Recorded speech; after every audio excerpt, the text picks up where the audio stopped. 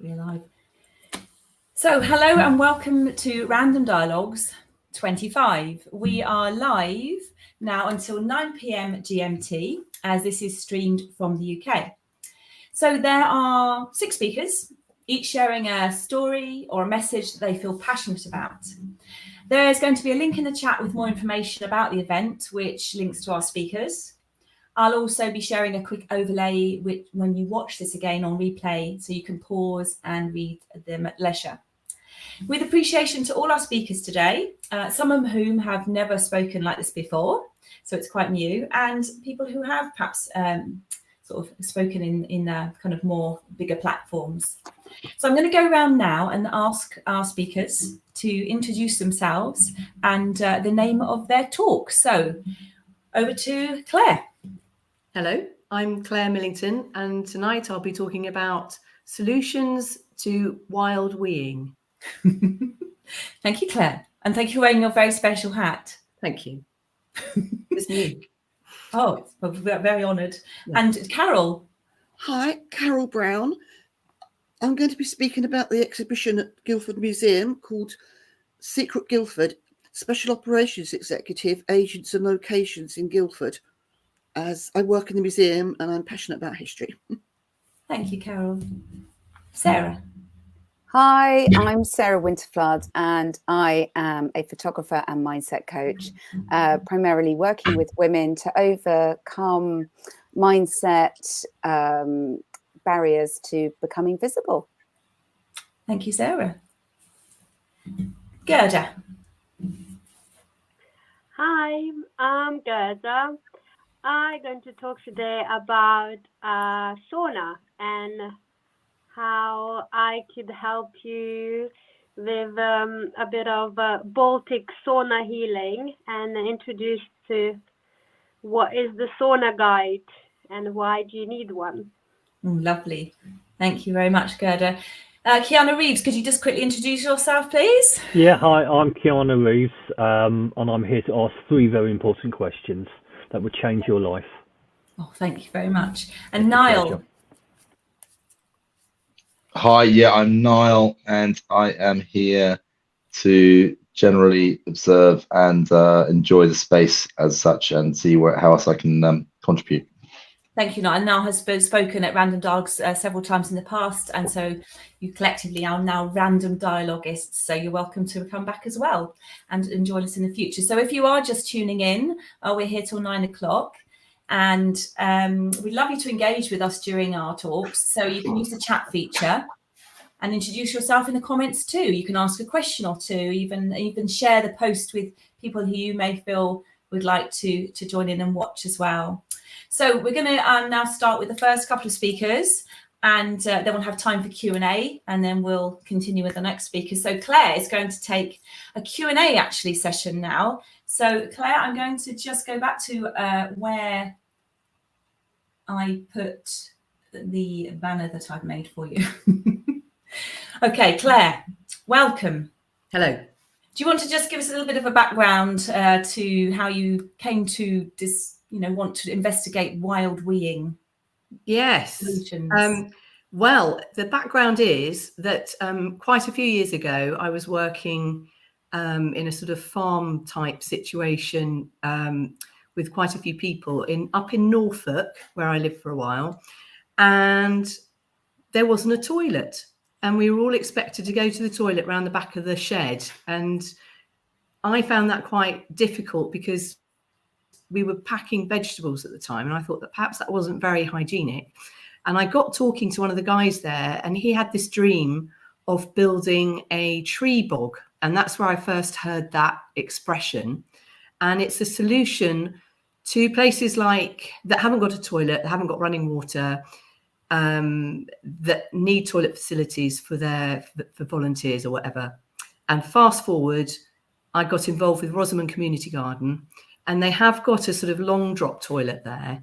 But I thought, this is the time. I'm ready to make a tree bog. And that's the story. Okay, so if someone else wanted to make a tree bog, where would they begin? What advice would you give them? So you need to sort of, obviously, a patch of ground, and you need to find some fast growing trees. And coincidentally, at the garden, we've got an awful, as you can see in this photo, got a lot of fast growing willow. And we were very lucky to get a lovely man called Ben McCallan to come along from Zero Carbon Guildford with a group of volunteers, and he led a workshop and made this lovely, very tall, it was much taller than we thought it was going to be, this structure out of wood using all recycled wood, all donated bits and bobs. We had the sawmill, gave us loads of lovely larch. I had a load of old tiles hanging around. Ben very kindly gave all his time and brought all his tools along. And the structure was built, and it was built pretty much, it was free. Everything was free. All the people that came gave their time for free. And the way you build it is you just build a little hut on stilts with a hole in the bottom. You put some sort of toilet seat on the top of it. You put chicken wire around the bottom, and then you grow fast growing willow or any other fast growing plant. And the beauty of it is you never have to clean it out. You never have to dig a hole. You never have to deal with other people's mess. And the willow eats all the waste from the toilet. And it's been really successful, and people really love it. And it kind of looks like a bird hide. So it's quite intriguing, and it's screened by the willow. And we got terribly carried away. And a friend of mine, Glenda, hello Glenda, if you're watching, I asked her if she'd make a stained glass window for it. And she made this beautiful bee stained glass window, which we put in the tree bog, so you can look at that while you're going to the toilet. And what else has happened, which we didn't expect, was some very large birds have actually moved into the toilet overnight and have used it as a toilet, but unfortunately not aiming particularly into the hole. So that we have to clean it up a little bit with that. But anyway, welcome birds, and anyone else who wants to come and use inclusive toilets. Yeah, but it is a fantastic solution. I mean, it's a permaculture solution for anybody who's got wants a garden toilet, or wants or has a field and they want a toilet or a festival or anything like that. They're just brilliant, and you can just knock them up. You don't have to make it as fancy as ours. You could just get some logs and put a little something on top, a tent, and as long as you can plant the trees around it, it's just a brilliant solution. I'm really chuffed. Yeah. And here you are, here's Claire sitting on her toilet and on her throne. It's my happy place. And and we're just hoping to spread the word about it, and other community gardens have come and asked us about it, and I just think it's a brilliant design, brilliant idea. Well, it's amazing. And we have a little video that Claire has created with Helen, with a little welcome video to Rosamond Community Garden in Guildford. So it's a community garden for all in Guildford. So again, when you watch this later, there's going to be a link, so you can find out a little bit more about it all as well, and how to contact Claire if you're interested in creating a tree bog yourself. Claire, would you like to say anything else before we move on? Really, it's just Rosamond Community Garden is just outside Guildford. It's on the top of the Pewley Downs Way. It's a fantastic site, beautiful views out over Guildford. We're working on all sorts of different projects, as well as the tree bog. We've made a wildlife pond. We're building a cob and wattle and daub structure. Again, we're doing it as workshops with volunteers. We're increasing the biodiversity by working with Surrey Wildlife Trust there. It's a really interesting place. There's lots of projects going on, and we really want to try and get as many people up there as possible. It's very off the beaten track, so a lot of people don't know about it. So I'm trying to get as many, Jane as well. Jane's our social media person. We're just trying to get it on the map and get people using the space, because it's absolutely stunning. Oh, thank you, Claire. Thank you for joining us. And Thanks. wearing your hat as well for fun. Claire's a good laugh. It's just actually really cold in my kitchen. Thank you, Claire. So views over Guildford from Rosamond Community Garden might be quite a nice segue into hearing from Carol. Carol, I'm going to put Carol into solo layout when you're ready, because Carol is now going to speak about her exhibition at the museum. Are you ready, Carol? Yep. Okay, I'm going to do solo layout, yes? Yes, please. Yeah. 6 minutes, here we go. Hi. Well, during World War II, there was an organisation called the Special Operations Executive set up. Churchill famously said, "Set Europe ablaze." The plan was that agents would be trained to go into the theatre of war in different countries. And Guildford was very important for this. So Womburgh Manor, just off the Hog's Back, Winterflood House in Cranley, and many other locations were used by SOE to train agents, to hold agents, etc. Have you got any of the images, Jane? Right, okay. So, for example, Titan House in Chilworth, house is pulled down, no longer there, but agents were held there when they came back from Europe. A good example is of two Dutchmen captured by Gestapo, managed to escape, but when they got back to England, they were held at Titan House for 4 months because it was feared that they had actually been turned and become traitors. Until it was proved otherwise, they were held there in Titan House. Also, there was a house in Epsom Road, and Mrs. Arnold ran the house. And again, agents who perhaps decided they didn't want to go in, they didn't like what they were doing, they had to be kept somewhere safe. So they went to stay in a house called Thorpe Barton in Epsom Road. But I think the most interesting that people would know about is Womburgh and Winterflood. So some of the agents who trained at these two places, you might know their names. People like Villette Szabo, Nancy Wake. Odette Hallows didn't train in this area at all. Brian Stonehouse, Grover Williams, who was a racing driver. So in the exhibition, we've got information about all of these areas, photographs, and information about the agents, profiles of some of the agents. Over 400 agents went into France alone, so we can't show all of them. So we've just chosen a few from France, Holland, and Belgium.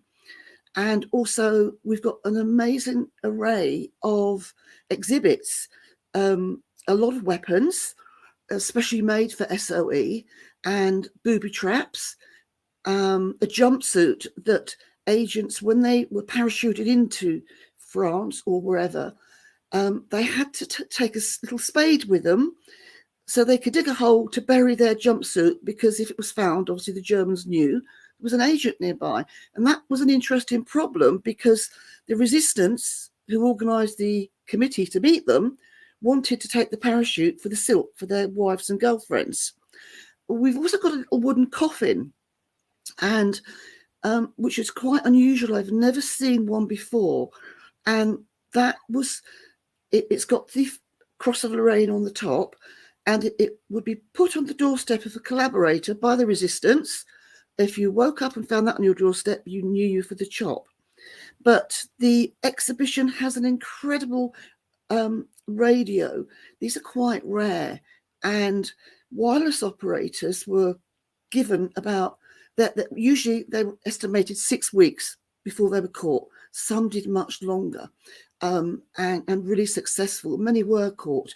And Brian Stonehouse, one of the agents featured in the exhibition, he survived 5 concentration camps, and he was an artist, and he famously painted the Queen Mother, and that hangs in the Special Forces Club in London.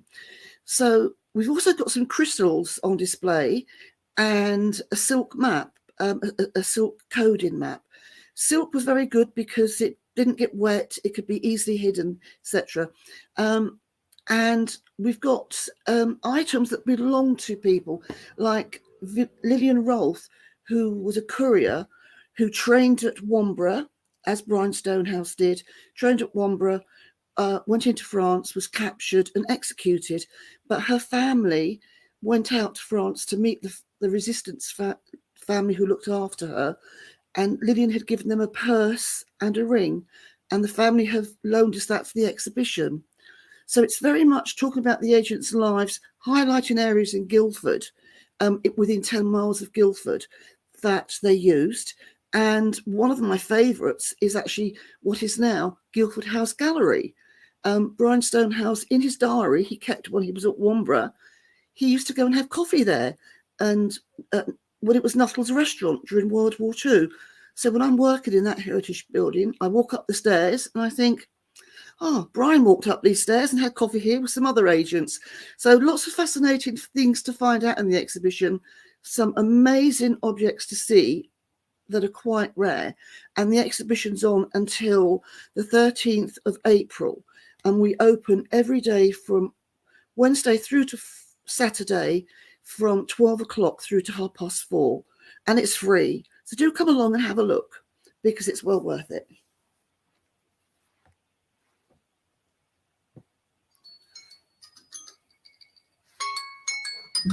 Oh, there you go. There's your timer. Mine's about to go off as well. Thank you. Thank you very much. I was going to put the pictures up and I thought, I'm not sure which order to put. That's all right. Don't worry. Don't worry. Fascinating. So I've just, and also I'm just going to put Niall back into the stage as well. So has anyone got any questions for our speakers so far? If anyone's watching, please, do put anything in the chat. Perhaps you've got a question for Claire. You've got a question for Carol. Can I ask Claire something? Am I allowed to ask a question? Yes, you can ask a question. Yeah. Your toilet, is it only for number ones or number twos? Oh, yeah, good question, Keanu. I didn't mention that, but yes, no, it's for both. And the number ones just sort of go into the ground, really. But the number twos, we have a nice pot of sawdust that you can sprinkle over it. And it's smell-free, I must say. Thank goodness. I was just... Thank you for answering that one. Wasn't it? Yeah. Niall, did you have a question? I just wondered for Claire what the how you sort of raised the awareness of the fact that it's there, and also what's the scaling plan? What's the rollout plan for other loos, or if there is one?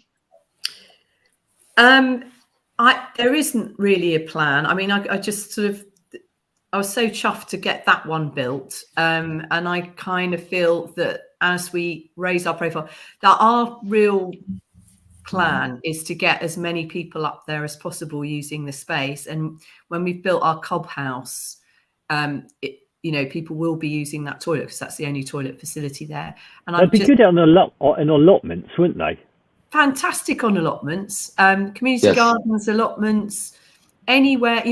Actually, interestingly, Ben went and built one for someone who was on a protest, and he was living in the woods protesting, and he just had a bucket. So, but it very quickly becomes a problem when you're living somewhere where you've got no toilet facilities. So it really is a fantastic solution. Yeah. So I'm hoping we'll get approached by people, but I mean, it's all out there on the internet. The design is out there on the internet. So great to hear. Can I ask Carol, with the exhibition, is there a plan for it to go anywhere afterwards? Is it touring, did you say, or is it going No, some of the display, the information boards will be going to Cranley Arts Centre. And then all the loans will go back to the people that have lent them to me. I actually belong to the Secret World War II Learning Network, which with myself and Paul McHugh, we co-curated the exhibition. So we're hoping to publish a booklet based on it. We give talks, and our aim is to educate, inspire and commemorate. So, but if anybody else wants to put an exhibition on, we're happy to do it. And it's the first time anything like this has ever been done on SOE in Surrey. So how long did it take you to get it all together? quite some time. We started doing this back in 2022, and yeah, one of my big problems was when I went to see people that I knew who had objects, was if they came out and had something in their hand, like little coffin, would you like this for the exhibition? Would you like? So yeah, my biggest problem was actually space for everything. So trying to make it look really nice, and people would be could understand it without being overcrowded with everything and bombarded with everything. Yeah. Thank you, Carol. So I've been fortunate to be able to see the exhibition. I definitely want to go back again. So if any of you, perhaps we could do a little trip together. That'd be really nice, wouldn't it, after this, to go and see it. So I'm going to ask everyone to return to mute for now, and invite Sarah to come and join us for her random dialogue. Sarah, you're okay to go into solo layer, aren't you? Yeah. I haven't got any pics to share, have I? No, I wasn't very... So welcome to Random Dialogues 25, Sarah, and over to you for your 6 minutes. Thank you. Solo, go. Thank you so much. Thank you for this opportunity. I really appreciate it. It's lovely to be here with you all. I am Sarah, and I am a photographer, and I'm also a mindset coach. And my main area of focus is working with women to overcome the fear of being visible, fear of being photographed, the fear of being in front of the lens. And the title that I have for this was Mind Over Mirror. And what that really means is, when we look at ourselves, how do we feel?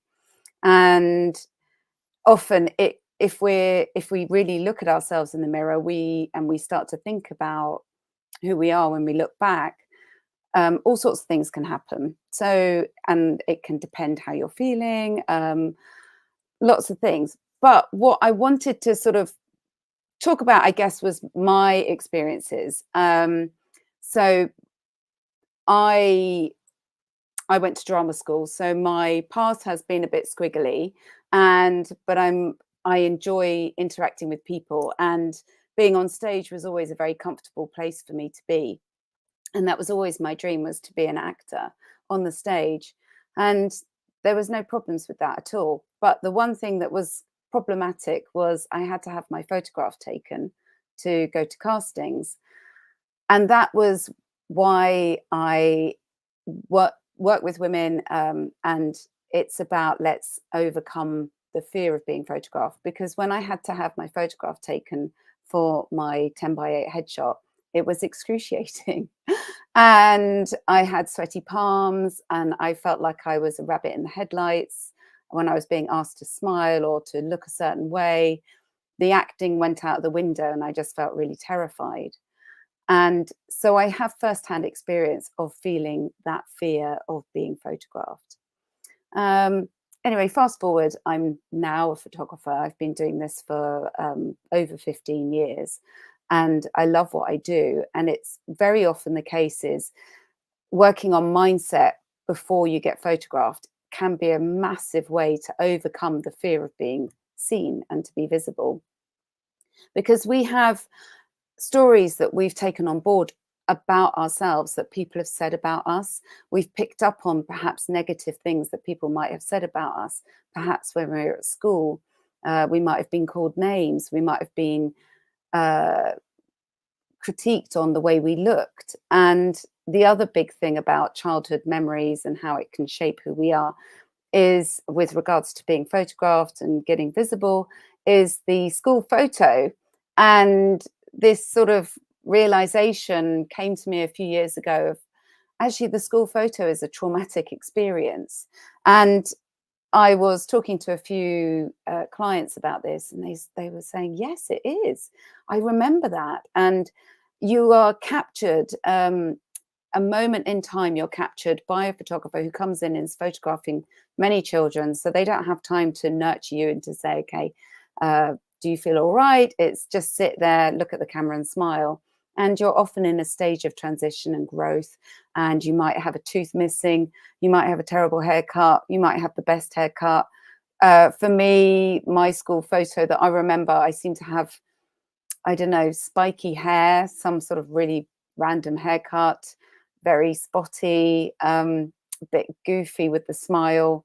I mean, it was a lovely photograph really now when I look back, but those school photographs that were taken, they would be pride of place, perhaps in grandparents' sitting rooms or in the hall. And so it was hard to get away from it. And those are images that kind of stay with you and the experiences. And I love working primarily with women because I am one. And I feel that we are often, especially if you are a parent and you have a family, we're very much often the ones that take on the role of photographer of the family. So we're very much not in the photographs. And but that goes in hand with us kind of taking on a lot of the mental load and the sort of day-to-day things, which I'm very happy to say is shifting dramatically, and that's great. But it helps because we're often the ones that aren't in front of the camera. It helps us to go, actually, I don't take a good photo. I don't really like the way I look. I don't know. I just can't take photos. But it's about practice. So the more that we're in front of the camera, the easier it gets. There's also tricks of how to look good in front of the camera. There's angles, there's ways to sort of make you look better than perhaps you might be feeling. There's when you're outdoors, if it's midday, the sun is going to be very bright and harsh and it's kind of above you. So that's like a downlight, which is never very attractive with shadows. I'm just conscious of the time because I do like to go on about this. And but there's lots to talk about, and it's about confidence and mindset. Really helps to get more empowered to be seen and to be visible. And if anybody would like to talk to me more about that, then I would really love to have a conversation, because this is something that I'm very, very passionate about. And I think my time is up. I've got a question. Yeah. Obviously, the problem now is most women. Well, not I can't speak for most women because I'm not one myself. But the onset of social media, it puts so much pressure on young kids to be something they see on Instagram and reality shows. So that must cause a massive problem with people, women wanting to be photographed if they don't match up to what they see on social media. Do you get a lot of people saying, I can't because I don't look like that lady or whatever? Yeah, it is a big thing. And also the other thing with smartphones, I do that. with smartphones and social media is the use of filters, and also with AI. So now you can kind of, really change who you are. And filters are there, and people will use them to go, well, actually, I want to just look unblemished. I want to, I don't know, maybe have eyelashes and things. There's all sorts of things that you can add on, which is not authentic. And I'm very much about let us shine bright as who we are, because we're all unique. Do you get a lot of your subjects going, put a filter on, etc.? I mean, I've had it for when I've done portraiture for people. They go, no, I want my double chin removed, and I said, no, I'm not doing it. Yeah, I think they will find a different photographer for that work, because I'm very much about it's you shining bright as you are. And the other thing that with women is, I need to lose some weight, perhaps, let me just, I haven't got the right clothes, and it's always in the future, and so we keep putting it off. So let's be empowered to be who we are now. And that's often just working on mindset shifts and turning negatives into positives, which takes time, and it's relearning the way that our sort of having a pattern interrupt our thought patterns. I was recently asked to do a portrait for someone, and very attractive, whatever. And I said, if I'm going to do it, no makeup, no nothing. And she said, fine. In the end, she was like, okay. Well, good for you. Yeah. And why did you say that? Because I just felt it would be more authentic. Yeah. and a real person. And maybe that's not the right thing to say, but I just, you know, it looked best. It looked real. Yeah, lovely. I mean, it was a rubbish portrait, but it was still, you know. Sorry. Claire, you wanted to say something? I'm finding it fascinating. I mean, are you tending to work with a certain type, like an age group, a particular age group of women, or because there's on the other side of the sorry, what is your real name? Keanu was saying. There's also a huge amount of narcissism going on with the social media, like massive narcissism. I'm finding with probably younger people. That's what I was getting at. Yeah, constantly taking selfies of themselves pouting, and it's just I find that quite disturbing as well as the other end of the scale, where people are just hate what they look like. There seems to be some real extreme stuff going on, and it does seem to be circulating around social media a lot, I suppose.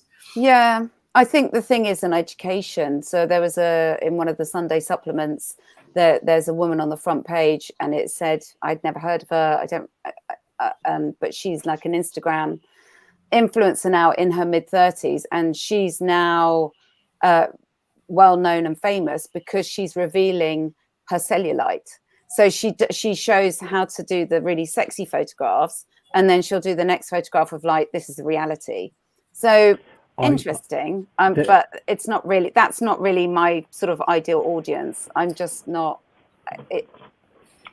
I like to work with women who perhaps need a photo shoot for their business, but they're really terrified of being photographed. And that's my ideal client, because it's a scary thing to do if you've been avoiding it for a long time. But there's a way to do it where it doesn't have to be terrifying, so that by the time you're ready for your shoot, because we've got a relationship and we've built up an understanding, when you come into your shoot, you remember it being fun, which then gives you good memories. And then when you look at the photographs, you go, oh, that was fun. So now I want to use them because they make me feel good.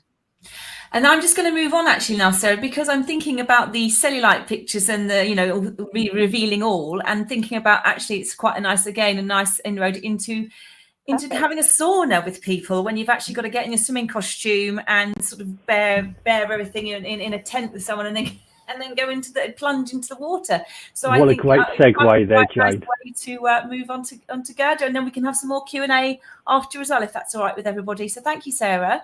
And Gerda, I'm going to put you into solo layout just to say Gerda's going to sort of talk a bit closer into the mic because the sound's not great, but hopefully it'll come out on the recording okay. So if you are tuning in, please, you know, if you've just joined us, we'd love to hear you from you as well. So please do a chat with us and write comments, etc., etc. So Gerda, over to you. Everyone else is on mute, please.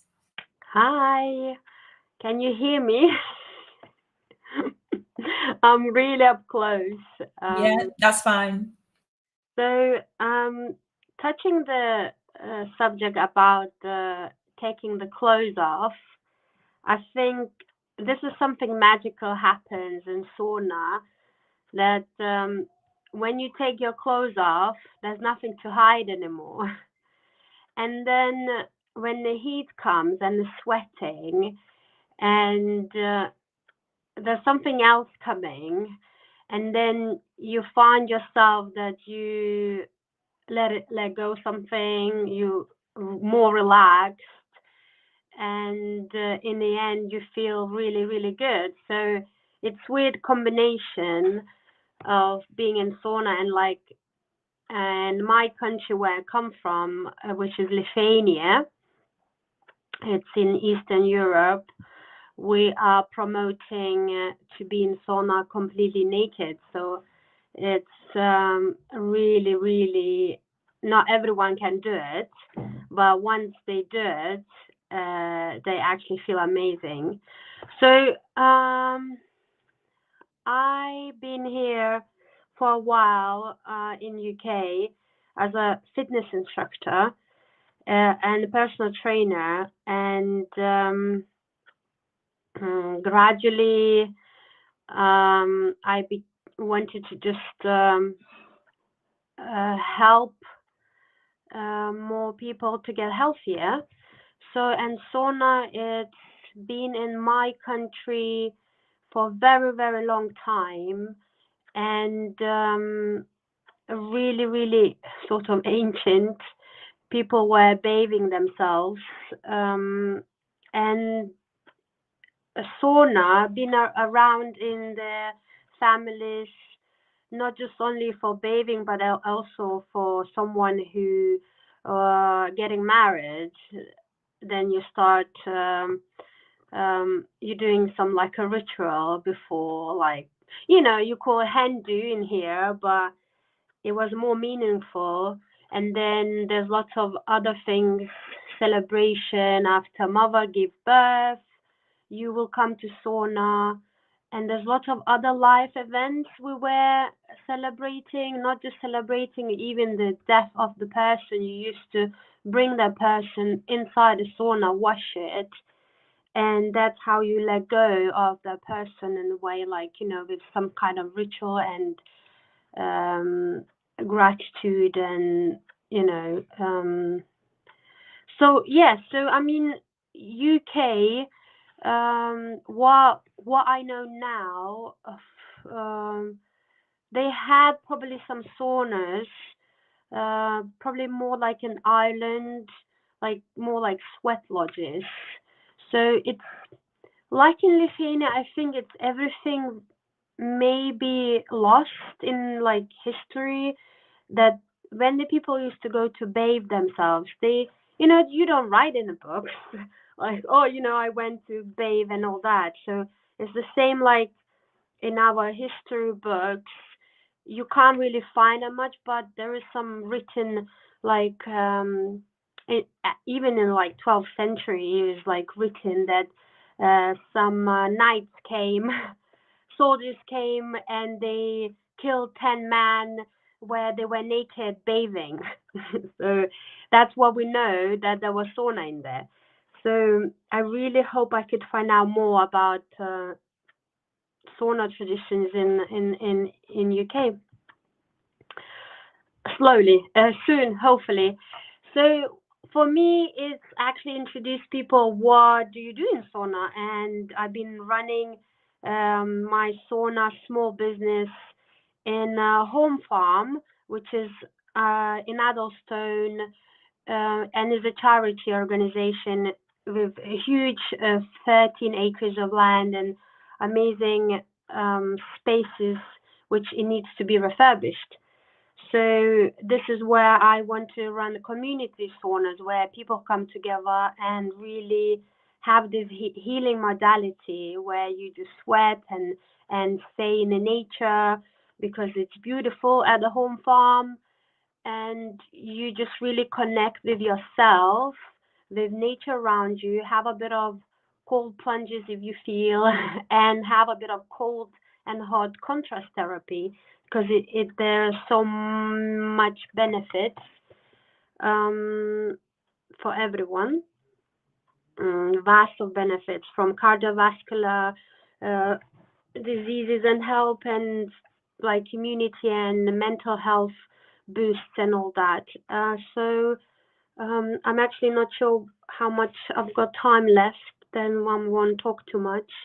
So I'm very passionate about it. I've been running sort of sessions at the local lake.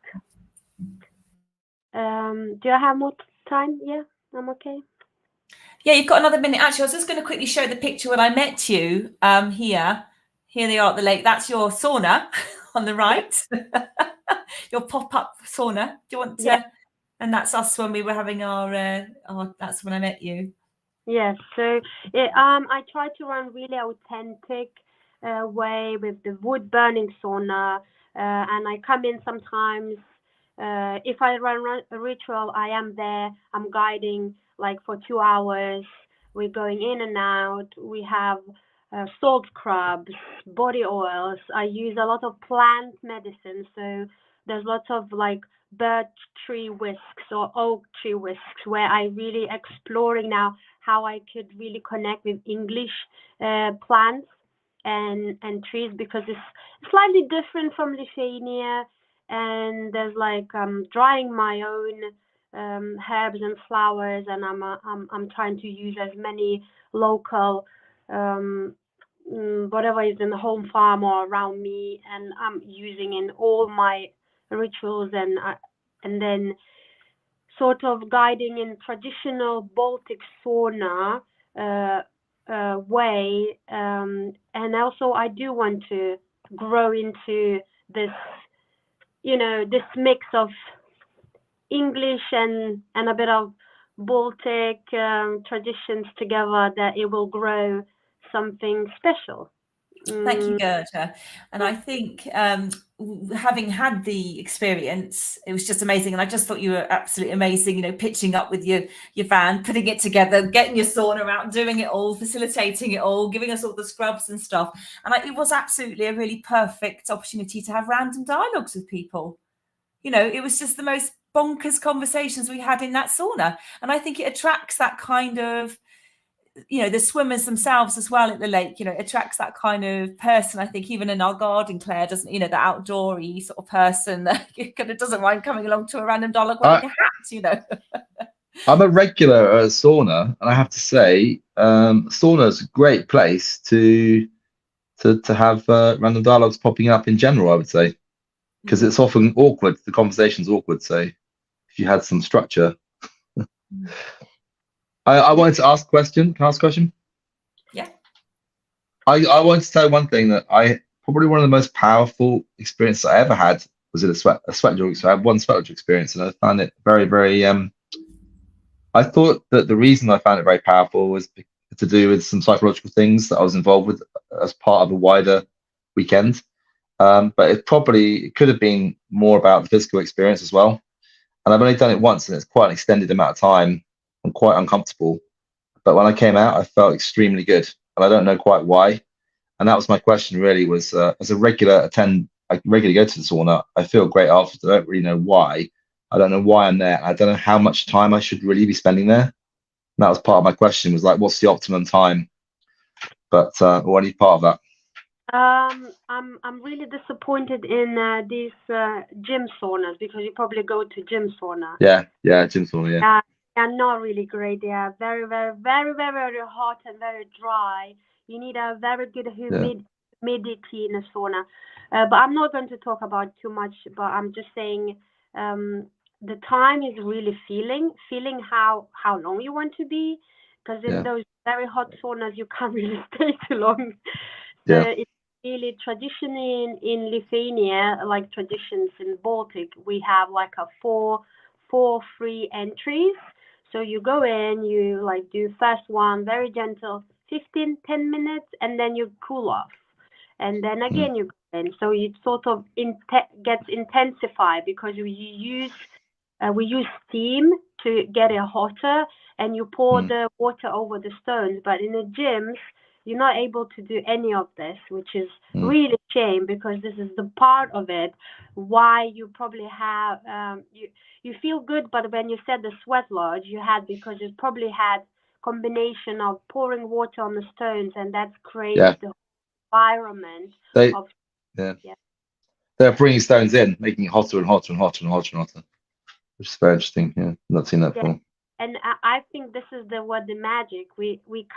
We don't really know the answer. We know physicality of it. You go in, you sweat it out, you sweat, you cool off, and you go in again. But something magical happens throughout the whole experience physically, that there's something shifts in your mental state, that you shifted something you don't even understand. So this is why there is a magic in it, and I don't know. I can't explain it to you, because I would say it's similar to some of the deep breathing exercise things I've done. Like you sweat things out, or you breathe things out. It's powerful stuff without understanding it. Yeah, just keep doing it. Yeah.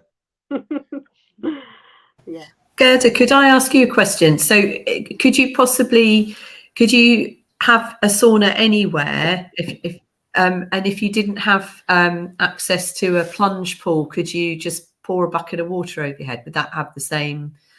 So So, I mean, we could do it at the community garden, for example. Oh yeah. At the moment, this is what I have. I have like you saw the picture. I have a pop-up one with 6 spaces. I could go anywhere where you can't even reach place because it's all portable. My wood stove, it's even portable.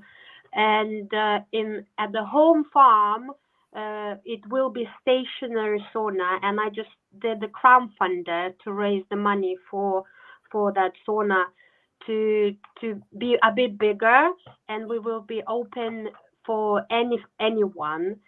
And would be nice to have a trailer sauna. That would be the ultimate dream, that we could pull it along and we could be somewhere in the front garden of yours, you know. Brilliant. Having a sauna party in. So yeah. So it could be anywhere at the moment, sort of. Yeah. Drive into central London. Oh, actually, I tell you, if you go on my Instagram, there's a map where the very small businesses like mine, it's like a big movement, is becoming really popular. And there is and the Docklands, Hackney Wicks, community baths, Brighton beach box. They are very into like they've been open since 2000, can't remember now, but a bit longer. So there is in Cornwall, in Devon, these little tiny sauna huts, horse boxes popping out. So watch By out. the beach, Yeah, it's amazing. I'm so happy. I'm the moon. Can I just add to a sauna experience? I lived in Sweden for a very short period of time, and there was a sauna at the bottom of an apartment block, and we went into the sauna, and we were with friends, and they brought some beers, and they put the beer over the rocks as well, and that was nice because you got this sort of yeasty smell, and that was good fun, and they were all drinking in the sauna. But I was like, well, they know what they're doing, so we'll just go with the flow. But it was quite cool putting a beer over the hot rocks.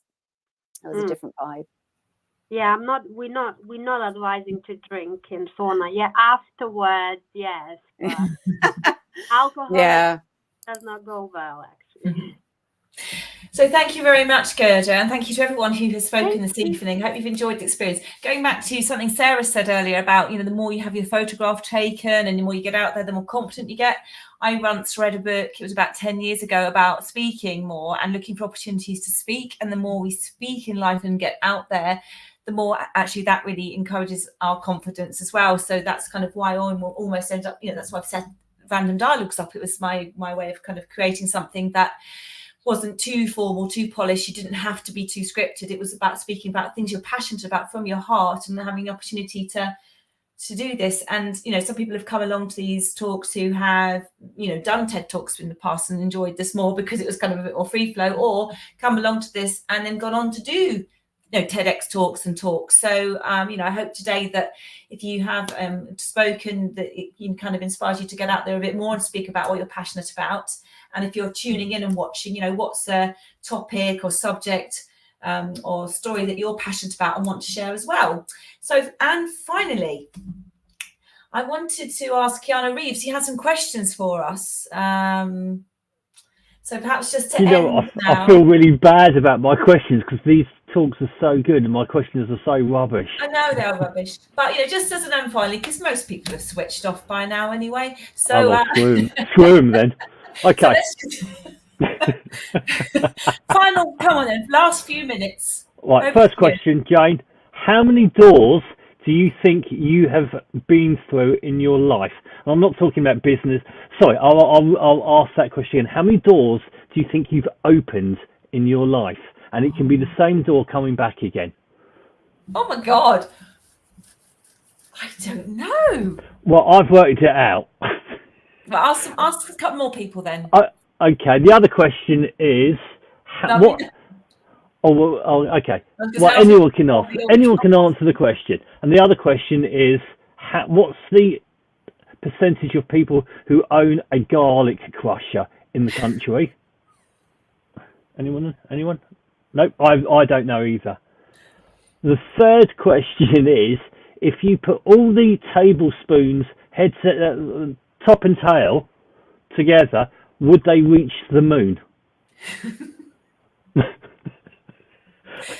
Jason. Yeah. Do you get out much? Too much. Too much. So what do you think about the door opening one, though? How did you find out the answer? Okay, well, I'm 50. Well, I'm actually older than that. I reckon I've been opening doors for about 5 years, since I was about 5. That's 50 years. It works out on average, and this is the lower level. This is the bottom of it. 32,580 doors I've opened on the low side. Going into a room once, and you've got to come out again. There you go. And on that note, that is a perfect random dialogue. Yeah. What's the percentage of garlic crusher? What's the percentage of garlic crusher owners? 82%. 8%. I'm going with Niall there. 8%. It's got to be 1 in 8. Do you own a garlic crusher? 80%. Well, 80% of the population own a garlic crusher. Yeah, I reckon. Right, hold on. How many of us are here? There's 7. Who owns a garlic crusher? I don't think so, no. Balls. That was well wrong then. It is Guildford, though. Yeah. What you should do is talk to Carol about, putting together an exhibition about sort of things like this. What garlic crusher? The population of garlic crusher owners. Curating random objects, sort of 80% in Guildford. 80% of Guildford, but about 2% of the country. Yeah, absolutely. Yeah. So the majority of people who own garlic crushers live in Guildford. Yeah, I think it's 0 in Scunthorpe. There's no garlic crushers over there. No. I don't know what garlic is. So to finish, before we go, a quick round of what you're going to do next as a result of being here today. So if you're watching, maybe you want to pop that in the chat. And what about speakers here? What are you going to do as a result? Maybe just one thing you're going to do as a result of being here together today. So, Niall. Okay, the thing is, I'll turn my question into what I'm going to do, because I was thinking about a photo shoot in the new year. Guy, and I did a photo shoot a couple of years back, but the Sarah's talk just made me think about it, because I agree that the school pictures are all a bit of an embarrassment. Someone brought mine up in recent years, and it still affects you 40 years later, right? And I made an attempt 2 years ago to kind of create my own image for the first time in my whole life in my late 40s. And I wasn't 100% happy with everything it produced.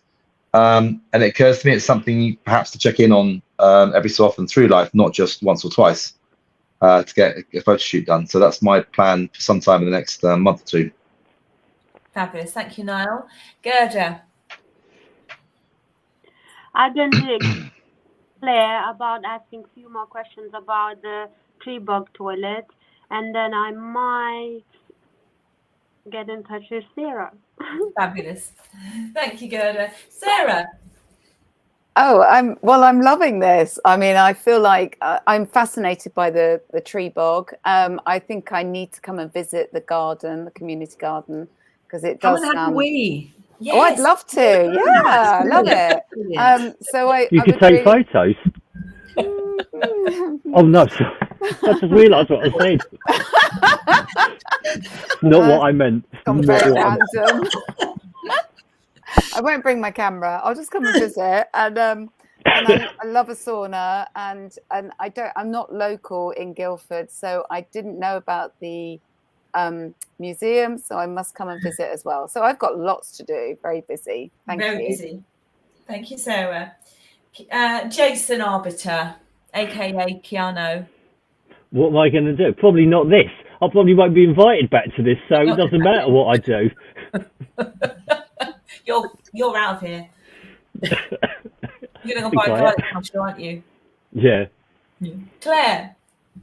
I'm definitely going to the museum. I'm very excited about that, Carol. I can't wait, actually. And I'm going to go to the Guildford House thingy gallery. And I'm going to have a sauna. Thank you, Claire. Carol. Well, I was particularly interested in what Sarah had to say because I have a granddaughter who was anorexic in her teens and almost died. And she was beautiful. Well, she still is beautiful, but she has eyelashes that if she flutters enough, she'd take off. And her lips, honestly, my son says that if she could stick her on a window. And it's such a shame that she's done this to herself. So I was really impressed to listen to what Sarah had to say. And Sarah, you're a beautiful woman. You're looking so natural. So I was really impressed with what you had to say. And I try and talk to my granddaughter, but I'd perhaps like to talk to you more. Because I just look at her and she's beautiful, but she just looks like all these other girls. You see girls with long blonde hair out in the street, and I go to say hello and realise it's actually not my dear granddaughter. They all look the same, all the same hair colour. It is so sad. Thank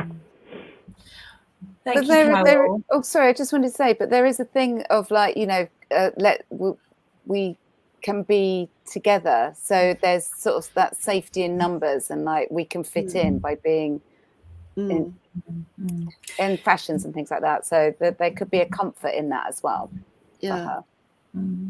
Yeah, probably is. Yeah. So I'm definitely going to visit the museum and enjoy the exhibition one more time. I'm going to see Clare more because I obviously we did lots of things together, Clare and I would like to probably, with the community toilet, do a video there, Clare, together at some point, and maybe create some sort of ebook from that as well, some digital asset.